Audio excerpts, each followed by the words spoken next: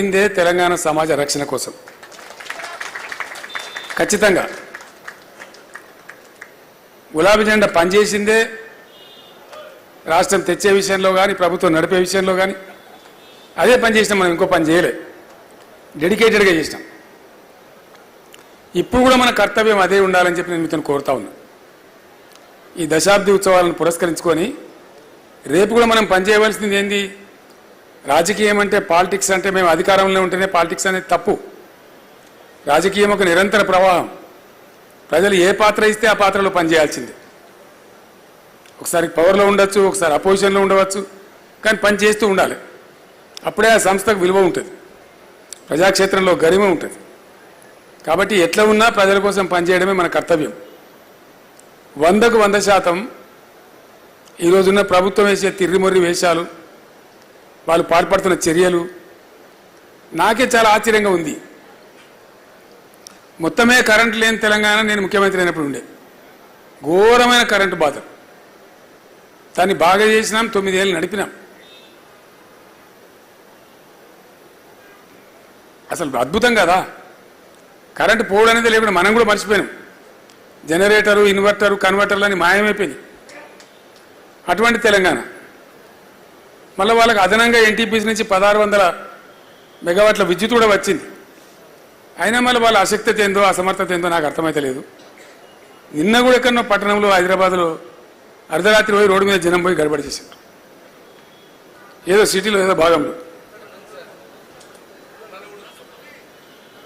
ఊళ్ళు కాదు అనేది, హైదరాబాద్ సిటీలో కూడా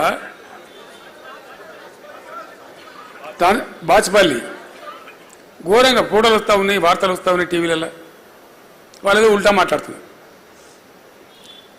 మన ముఖ్యమంత్రి అంటే హరీష్ రావు పోయి లైన్ మీద పని చేయనిస్తాడు. ఇప్పుడు హరీష్ రావు ముఖ్యమంత్రి, రేవంత్ రెడ్డి ముఖ్యమంత్రి రాష్ట్రానికి. ఎవడు ముఖ్యమంత్రి? ఒక ముఖ్యమంత్రి స్థాయిలో వ్యక్తికి అట్లా మాట్లాడచ్చునా? అంతే, అంత పేలవమైన మాటలు. లక్ష్మయ్య గారు నా కోపానికి వచ్చి స్టేట్మెంట్లు అన్నారు. అతను నీకు పనిచేసి శాతం అవుతుందా అని. ఎందుకంటే ఇంత అద్భుతమైనటువంటి పథకాలు కొన్ని, అంత బాగా వచ్చిన కరెంటు ఎట్లా ఫెయిల్ అవుతుంది అసమర్థత కాకపోతే? మిషన్ భగీరథ మొత్తం యుఎన్ఓ కాడికెళ్ళి మెచ్చుకున్న పథకం. ప్రతి ఇంట్లో నల్లా పెట్టి పట్టణ ప్రాంతాలలో రూపాయికి కనెక్షన్ ఇచ్చి చాలా చాలా గొప్పగా జరిగిన కార్యక్రమం, ప్రజల అనుభవంలో ఉన్న కార్యక్రమం. అది ఎట్లా కింది మీద అవుతుంది నాకు అర్థం కాదు. తెలివి తక్కువతనం కాకపోతే దీన్నంతా ఏమనుకుంటారు ప్రజలు? రైతు బంధు గదెట్లా బంద్ అవుతుంది? ఎందుకు ఆగం చేసుడు వాళ్ళని? దానికి ఆంక్షలు పెడతాం, కొంక్షలు పెడతాం. మీరు 10,000 ఇస్తే 15,000 ఇస్తామని వాగ్దానం చేయడం, తర్వాత దాన్ని భంగం చేయడం, పాత 5,000 కూడా ఇవ్వకపోవడం. ఏమనిపిస్తుంది ప్రజలలో? కాబట్టి ఇప్పుడున్న ప్రభుత్వానికి రోజులు దగ్గర పడ్డాయి. గ్యారంటీ మాట. ఎందుకంటే మెట్లు ఉంటాయండి. నువ్వు ఎక్కడ స్టార్ట్ చేస్తున్నావో పైకి పోతావు, దిగుడు స్టార్ట్ చేస్తే అడిగతావు. గ్యారంటీ మాట, అది న్యాచురల్. దానిలో ఏం బ్రహ్మ పదార్థం లేదు. దాని పెద్ద సిద్ధాంతం ఉన్నది దాన్ని అర్థం చేసుకోవడానికి. వాళ్ళు స్టెప్ డౌన్ అవుతున్నారు, వాళ్ళు కిందికి అవుతున్నారు.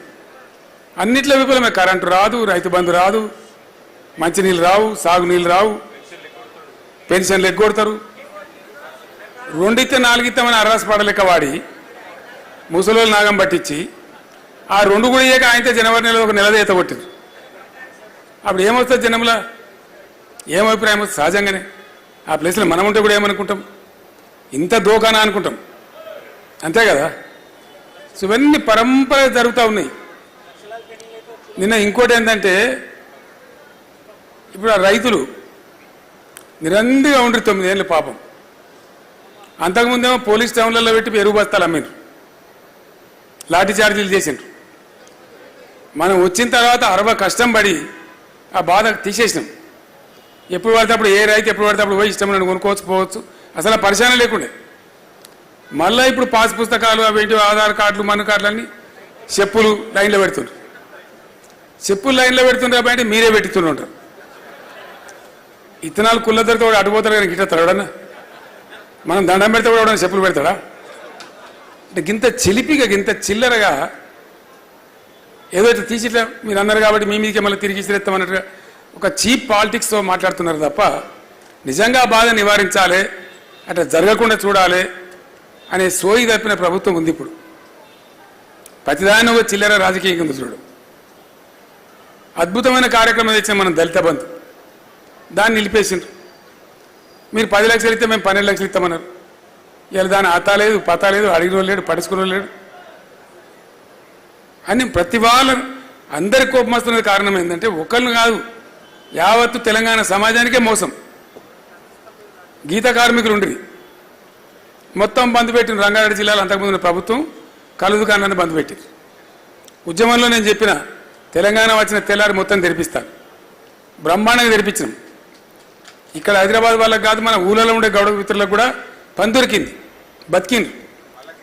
మనం చెట్ల రకం మాఫ్ చేసినాం, కోట్లాదిగా ఈత తాటి వనాలు పెంచినాం. ఎందుకంటే ఒక వృత్తి ఆ కార్మికులు బతకాలని మనకు సోయి ఉండే కాబట్టి.